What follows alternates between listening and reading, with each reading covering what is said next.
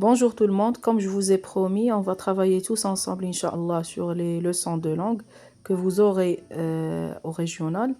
La première leçon, comme vous voyez, c'est l'énonciation. Avant d'entamer le cours, il faut insister tout d'abord sur la définition du mot. L'énonciation, comme on a déjà vu, c'est le fait de produire un message qui peut être un énoncé. D'accord? Donc le message est produit par qui? Par un énonciateur. À qui? À un énonciateur dans une situation donnée. D'accord? Donc les marques de l'énonciation, on a les pronoms personnels, on a les repères spatio-temporels, les temps verbaux, les modalisateurs.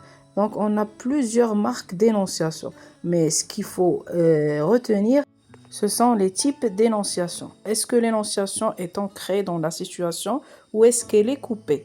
Donc, par quoi est caractérisée l'énonciation ancrée? Comme vous voyez, elle est caractérisée par la présence d'un je, d'un tu, ou bien des repères spatio-temporels. En ce qui concerne l'énonciation coupée, on a l'absence de la première et la deuxième personne. Alors, notre roman La boîte à merveilles est ancré dans la situation d'énonciation, puisqu'il y a l'utilisation de la première personne. Le fameux je de Sidi Mohammed, l'énonciateur du récit, ce qui montre qu'on a une énonciation subjective, puisque le narrateur nous fait part de ses sentiments, de ses peines, de ses joies, de ses tristesses, de ses jugements personnels.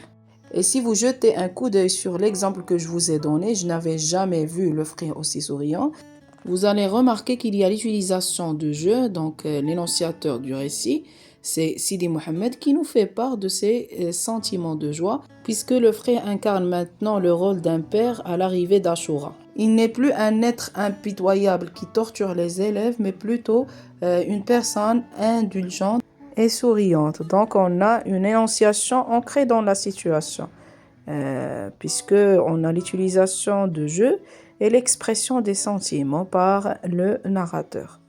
Bon courage!